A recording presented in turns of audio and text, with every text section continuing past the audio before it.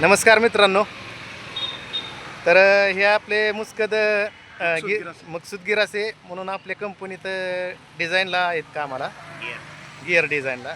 आणि ह्यांचा रात्री एक मोबाईल रामवाडी रोडला पडला होता आणि तो मला अंधारात सापडला.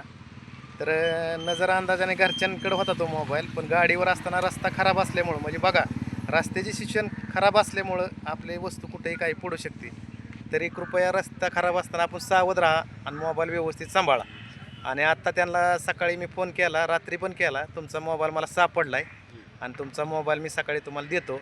आणि आता ते आलेत आणि त्यांच्यासोबत आमचे कर्मचारीसुद्धा आहेत कंपनीतलेच, महेंद्र मिसाळ, ते सुद्धा आलेले आहेत. आणि आमचा मुलगा आहे इथं आणि हे साहेब आहेत बघा.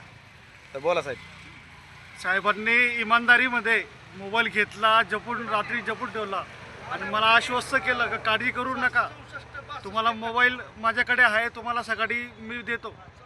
आणि आज सकाळी मी साहेबांनी बोलवलं आणि मला मोबाईल भेटला. आणि मी साहेबांचे उपकार कधी विसरणार नाही. साहेबांनी इमानदारीमध्ये कशाची लालच न बाळगता. हो, आणि कसं असतं, आपली वस्तू हरवल्यानंतर आपल्याला जी तळतळ असते तशीच दुसऱ्याची पण असते.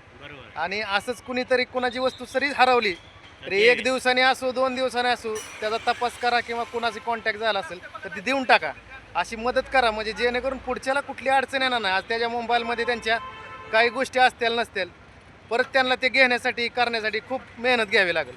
त्यासाठी त्यांची वस्तू त्यांना मी परत दिलेली आहे आणि व्यवस्थित दिलेली आहे असे आहे ना. हो, तो व्यवस्थित आज पण इमानदारी जिवंत आहे, आज पण माणुसकी जिवंत आहे.